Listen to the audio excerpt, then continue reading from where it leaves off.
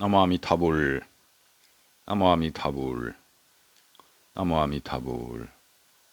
반갑습니다. 오늘은 연불법문, 연불법문이란 제목으로 말씀드립니다.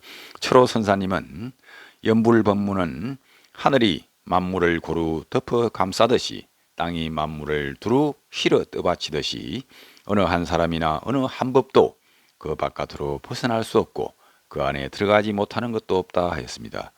하늘 아래 땅 위에는 온갖 것이 다 존재하듯이 이 연불법문도 어떠한 사람도 어떠한 하나의 법도 포함하지 않는 것이 없다 하는 말씀이 되겠습니다.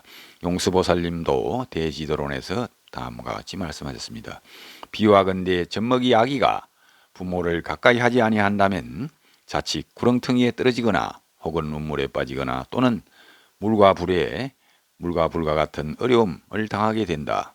그러면 그렇게 된다면 젖을 먹지 못해서 어린 아기는 죽게 된다 하시면서 어릴 때는 반드시 부모의 보살핌을 가까이 해야 하는 것처럼 차츰 성장하고 장대해지면 바야흐로 능히 부모를 대신하여 가업을 이을 수 있을 것이다 했습니다. 젖먹이 어린 아이는 부모의 도움 없이는 생존할 수가 없습니다. 그렇지만 점차 부모의 도움으로 아이가 장성해지면 부모의 가업도 이을 수 있을 정도로 성장하게 된다 하는 말씀입니다. 그리고 불법에서도 초심보살이 정토에 간절히 나고자 하는 것은 바로 부처님을 가까이 하고 법신을 정장하면 그때 가서야 비로소 부처님의 가업을 이어서 시방세계에 자제하여 중생을 구제할 수 있으니 이런 뛰어난 이익이 있기 때문에 정토에 나기를 몹시 바라는 것이다 하였습니다.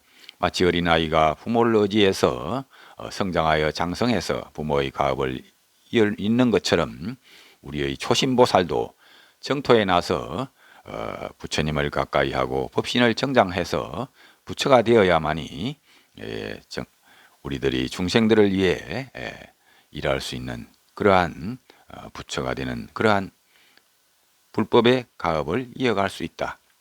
그렇기 때문에 먼저 정토에 나기를 몹시 발언해야 한다 하는 말씀이 되겠습니다. 그리고 영맹연수선사스님은 연불수행이 무르익으면 심지가 즉 마음자리가 청정해져서 부처님과 서로 상응하게 된다. 그렇게 되면 바야흐로 부처님이 앞에 나타나심을 보게 되고 부처님의 인도를 받아 극락에 왕생한다 하였습니다. 연불수행이 무르익으면 부처님과 서로 상응하게 된다 하였습니다. 여러 생에 걸쳐서 성근과 복덕을 심은 사람만이 불법성 삼복계에 귀의하고 게다가 최상의 법문이며 극락왕생의 지름길인 정토법문을 알게 된다 하고 철호선사님도 어록의 서문에 말씀하셨습니다. 전공법사님도 대저 정토왕생을 발언하고 믿음과 발언이 견고하면 과거생에 무량무변한 재불열애께 공양한 적이 있었던 것이다 하는 말씀을 하셨는데 이는 무량수경에 나오는 말씀이 되겠습니다.